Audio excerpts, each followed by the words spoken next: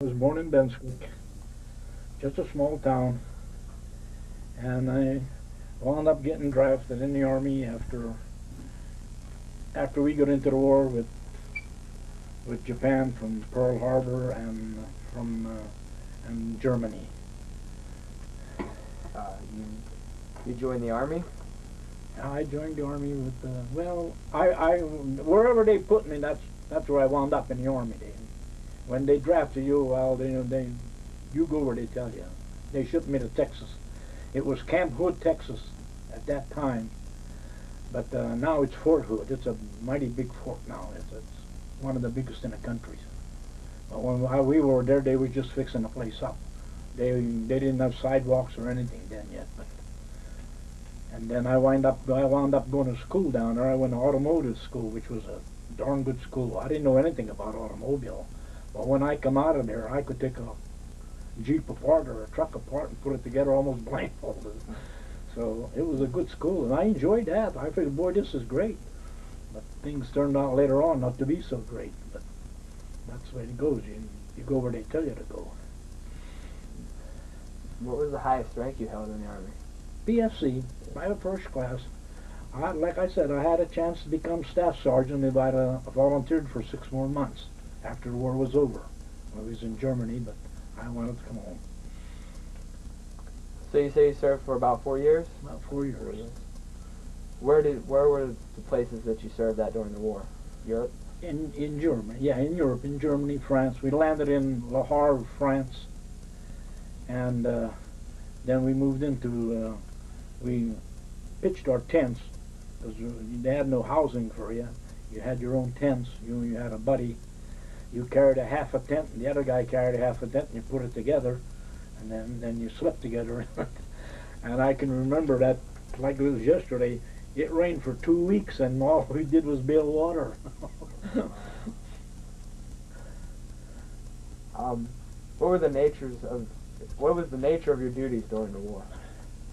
Well, like I said, I came over as a replacement, and when our 407 Infantry, Company F, that's where they assigned me to as just a replacement.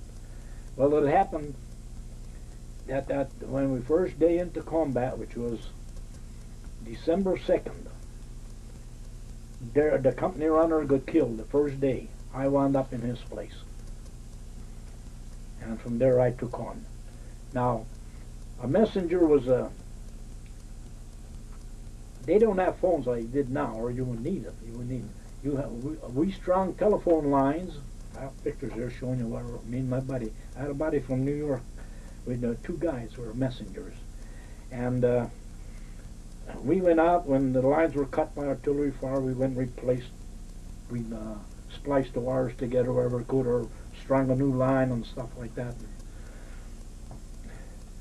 I didn't mind that too much but most of the time you was almost by yourself, because they didn't send 2 of us together. They kept one guy back. We take turns about. And this guy from New York, he really wasn't suitable for the job, because he was on the awkward side. But he was a good guy. He was a good soldier. But they could have found a better man than that, because he didn't move too fast and stuff like that. But he was a good man. Do you know the name of your battalion and company and everything? Well, it was Company F, 407 Infantry, 102nd Division.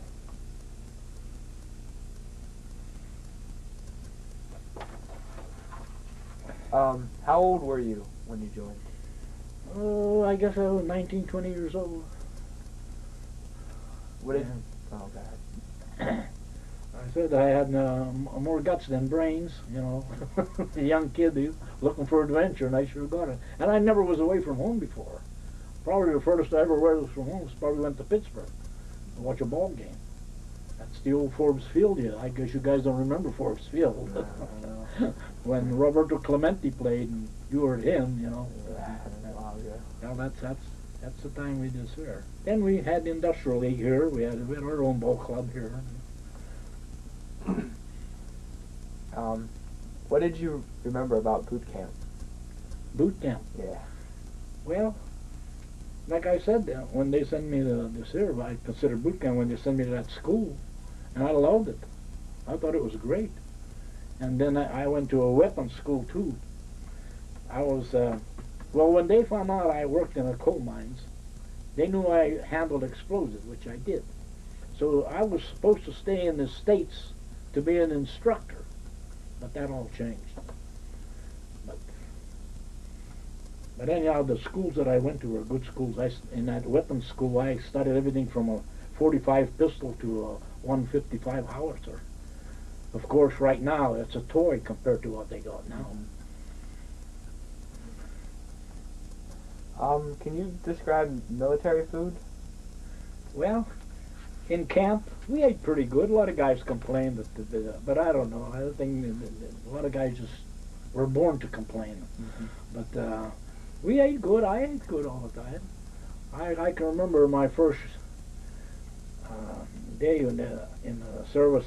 They come around on you cafeteria style, you know. You came around with your mess kit, what they call what you eat out of, and they put potatoes. I didn't want potatoes in the morning, and the sergeant told me, "Don't worry, soldier, you'll be eating them sooner or later." And he was true. Did they have spam? Did they have spam, you know? Yeah, well, that was after we got into combat. They had C rations and K rations. A K ration was a box, something like a videotape, you know, about that size, and it had crackers in there, cheese and meat. They didn't have 2 cigarettes in it, believe it or not. And that wasn't bad. You got along, but even over during combat, they tried to get you a hot meal once a day, but most of the time it was impossible. There was no way they were going to get you a hot meal. Did you get any character building duties, like mess hall or guard duty? Oh yeah, well that was all in training. It wasn't meant for discipline. Maybe some people got disciplined on that, but they ran alphabetical order. They'd put a list up the night before. If you was on KP next day, that's kitchen police, you know, and you wound up washing dishes and fixing tables and whatnot.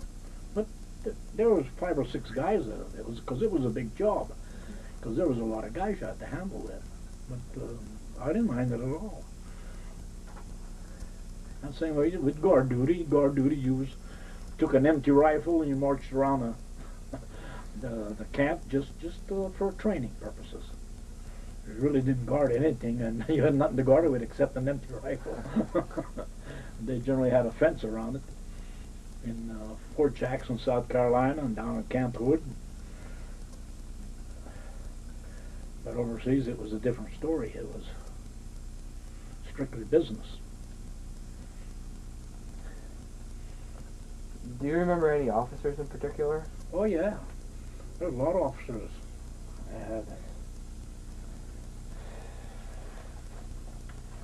I can remember these guys. Colonel Warner. Colonel Warner was he was from Mississippi, but he was what do they call this school that they go to?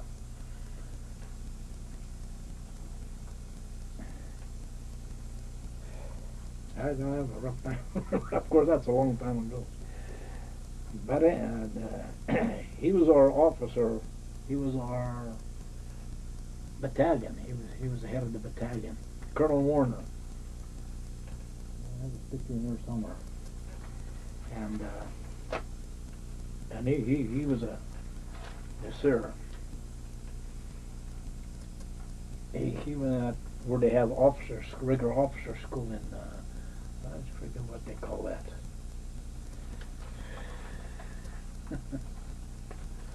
ROTC? ROTC is a school, but this guy went to special school. They went, what did they call it? Boy, oh boy. I can't remember.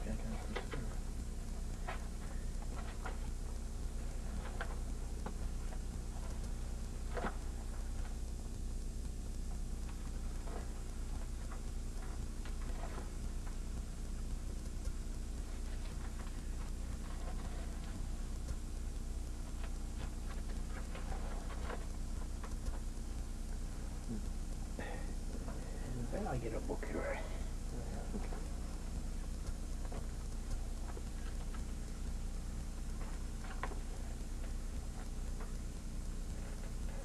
What's the name of that school again? West Point. West Point. West Point. He went to West Point. He was a graduate from West Point. And he still had that old southern drawl, you know. But boy, he was a good officer. And I wound up, after the war was over, driving a Jeep. It's amazing, I'll tell you. I was delivering a message. Well, after the war was over, all I did was carry mail and newspapers. Stars and Stripes was the newspaper. And I happened to be taken back to our company, and I went through the alley to take a shortcut, and heard these guys were hauling sugar and food supplies for the kitchen, and there was a Jeep and a trailer back there, and they're walking good, well, maybe 100 yards, you know, home. And I said, well, why don't you back that Jeep up in there? You won't have to haul it. They said, that guy don't know how. So I went and I back, because I was in the city of Texas. I drove all those things. I drove everything from a Jeep to a 30-ton tank. So I drove that up there, and then when that guy heard that, why, he called headquarters company. Then they transferred me to headquarters company, and then I had a Jeep, and that was really a life of ride again. That was nice. I used to have work one day, next day off, but that Jeep was mine. I could go anywhere I wanted to with that Jeep. Of course, you know, there was no place much to go. And in fact, me and this Colonel Warner, we went duck hunting one time.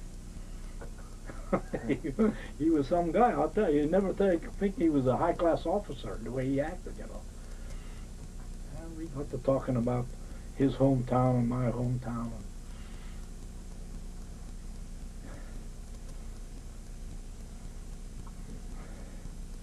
And then, like I was telling you, when we had to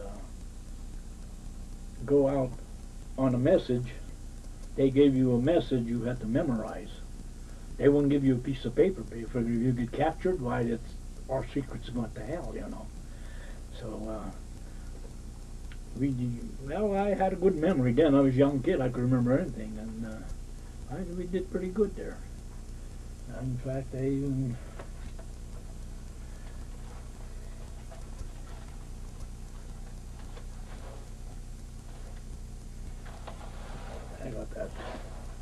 I got that. Do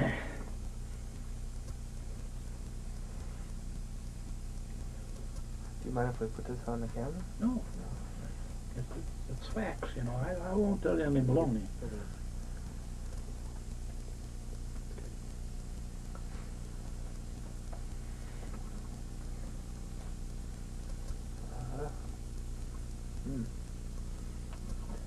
What were your opinions of the equipment, clothing, and rations and training of the soldiers over in World War II? Well, at my age, I didn't know that much about what should be or what shouldn't be. I just took what they gave me.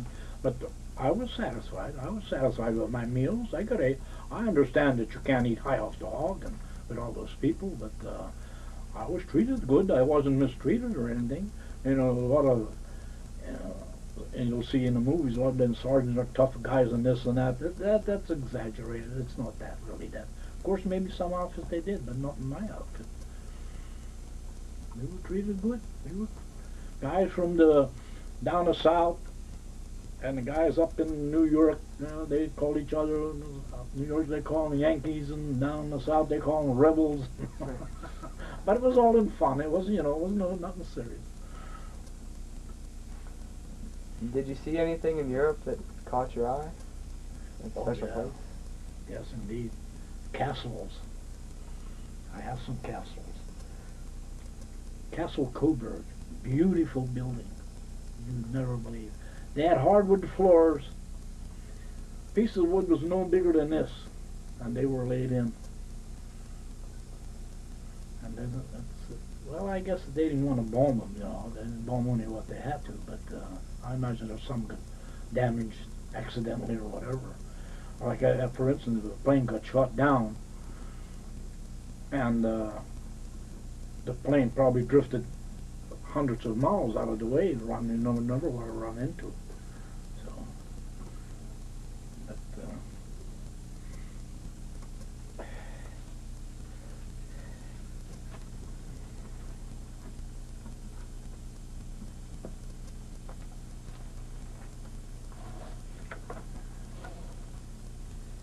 this is my discharge paper here. I got automotive school here. And there's the medals you get. Everybody gets those medals. It's nothing. Rhineland, Central Europe, Good Conduct Medal, American Campaign Medal, European, African, Middle Eastern Campaign Medal, 2 Bronze Stars, World War II Victory Medal. I mean, no one to talk too much of it.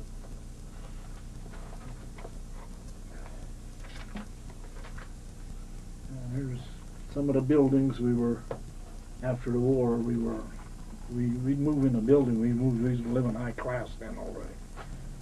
But this is my buddy here, and that guy there, he's from New York, Capel, Solomon Capel, his name was. His dad was a jeweler.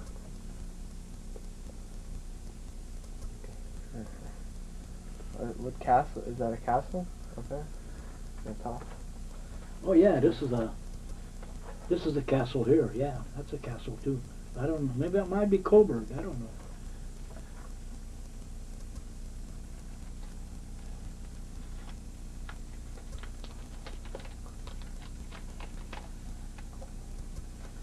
No, not on this side.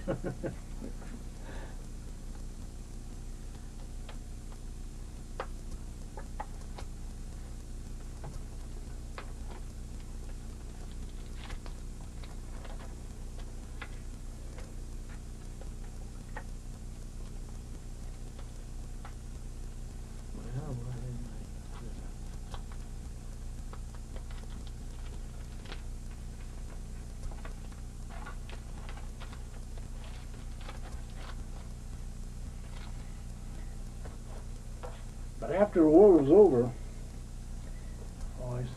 the war was over, and I stood there a couple months after to get enough points to go home.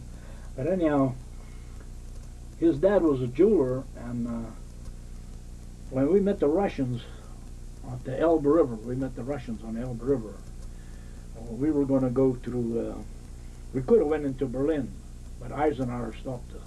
They didn't want us to go. That's not just our outfit. There's many other divisions, Patton with his tanks and everything else. And he made a remark that he said, let the Russians lose 1 million men, because that's what it's going to cost to take Berlin. But anyhow, after we met the Russians, the Russian people were fascinated by these dollar watches. Remember, these just a small watch. They were what they called a dollar watch, just an ordinary pocket watch. And they'd give you $20 for it. So he was making money, and if it had a luminous dial, well, you doubled the price. So he was making good money.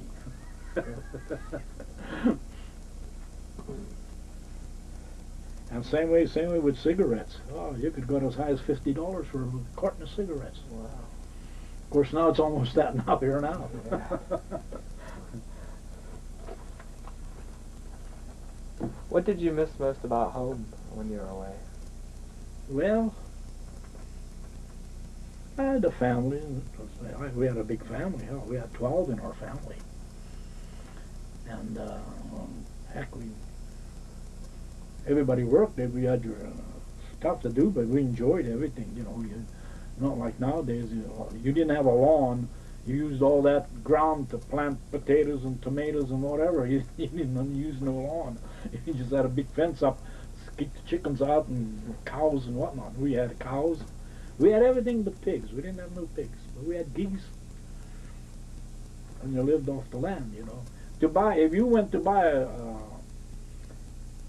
loaf of bread, why, they consider you was rich, because people made their own bread, you know. That bread ran around 10 cents a loaf, maybe. course, at that time, you know, the income was low. Even in the coal mines when I worked, even after the war, I went back to the coal mines, and heck, you made about $5 a day.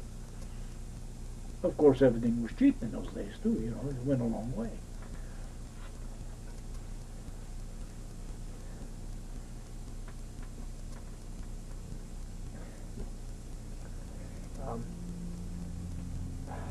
Did you take part in any combat? Oh, sure. Against who? That was Germany. Germany? We was in Germany. This year we got that was my job, being a messenger, what they call the company runner. Me and this guy here, the Shedlock Capital. And we took turns about. And when the artillery knocked out your lines, you had to go out, string the line or fix the sear, and you took messages. You brought in replacements, different companies and stuff. That was your part in the war. there were shells, and like I said, there's no way that you could be skilled to avoid that stuff. The only thing is that it was just plain luck, because the bullet don't know where it's going, and if you get in its spat, why, you're going to have troubles. That's the way it was there. Your unit only went against Germany. None of the Italians or anything? How's that? You were just against Germany? You never engaged any Italians? Or? No, I wasn't. Just Germany. We was only in Germany. How? Now, the Germans had the SS troopers. They were the crack. They were the best out of the German army, and they were fanatics. They weren't that easy to surrender. But later on, when they found out that we was that far in Germany, they knew they were losing the war. They knew they was going to lose the war, so they gave up. They gave, which was to our advantage. I know there's a lot of SS troopers gave up. In fact, one time, when I told you we get in these hotels, we was living high off the hog. One night, a guy come and knocked on a door, and a bunch of GIs in there, you know, that's soldiers. And figured, who's that polite? They're knocking on a door. Here it was German general. He was surrendered 20,000 troops because he didn't want the Russians to get him, because the Russians were brutal. And all day long, just columns and columns of soldiers and civilians too, because the civilians hated the Russians too. So, and we set up camps, because there was no place to keep all those people. Feeding them was another big problem. But then these guys later on, some of these German guys were cooks and stuff, and they volunteered to cook in our kitchen, so we left them cook. And after after a meal was over, anything left they could take home with them or anything, you know. So that was great for them. That's when we ate pretty good then already. Did you and your comrades, how did you regard enemy troops? With respect or hatred or? No. Well, we figured we was. I don't think we figured we was better than them. I figured we were luckier than them. But they were, you know, not like they have in Iraq. That's uncivilized people there, as far as I'm concerned. They knew the value of life. They wasn't going to blow themselves up to save somebody else. And no, they surrendered without much problem. We never. The only problem we'd ever had of a guy, one of the fanatics, maybe he'd commit suicide, shoot himself, you know, or carry a grenade. The German grenade was called a potato masher. The reason why it was called that was it was not like a American grenade. It was a little thing you had on your hand, like a little ball, you know, like a baseball. And but the German was handled with a big thing on the side. They call it, looked like a potato masher, and that's what they called it. It was about that long, and they were effective too. And then they also had, for infantry, what they called bunks and betties. Now you had a column of infantrymen going across a field. They were in the grass, you couldn't see it, and they had 3 prongs. If you stepped on one of these prongs, it bounced up about 4 feet in the air, then it went off.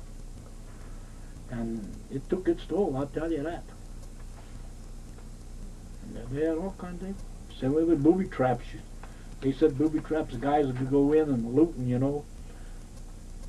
They'd go in their cellars. They would they would hide their silverware and their jewelry in a cellar, digging under the ground and cover it up. And a lot of that was found.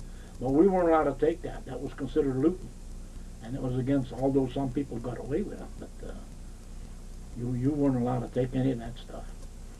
In fact, when we went home, when I was going home, they searched my duffel bag and everything.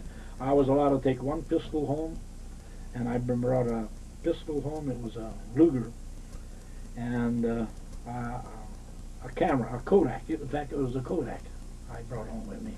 In fact, I had it up until a couple of years ago. It quit on me.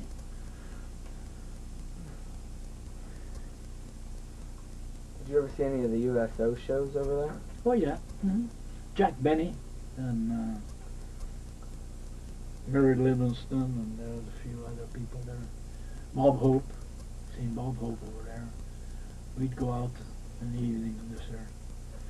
They had the opera houses, beautiful opera houses, just made like a horseshoe, you know, and 5-6 stories high, you know. You could, every seat you had was a good seat. Yeah, that's a nice one. There are pianos, beautiful pianos, accordions, grandfather clocks out of this world. I hear you have some V-mail. Oh yeah, we had V-mail. Here's this was V-mail, like this. It didn't cost you any money. It just marked free on top there, free, and then this here. Here's one letter here. I can't even remember. I don't know who wants to send this home. I don't know when.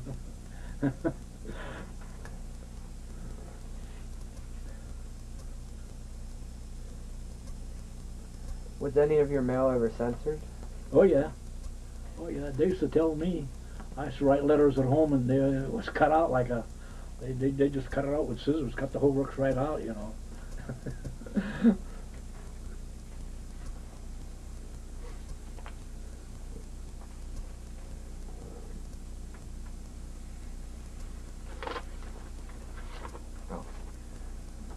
After the war, did you visit any German concentration camps? How's that? When the war ended, did you visit any German concentration camps? I was. We got into Buchenwald concentration camp, and well, I said that you just couldn't imagine. You'd ever dream you'd see a scene like that, where dead bodies all over the place, and there were a couple survivors. There was maybe I think we saved about 50 guys. 50, I don't know if guys or girls or what they were, but anyhow, they were so skinny they didn't have. A lot of them died while we were there.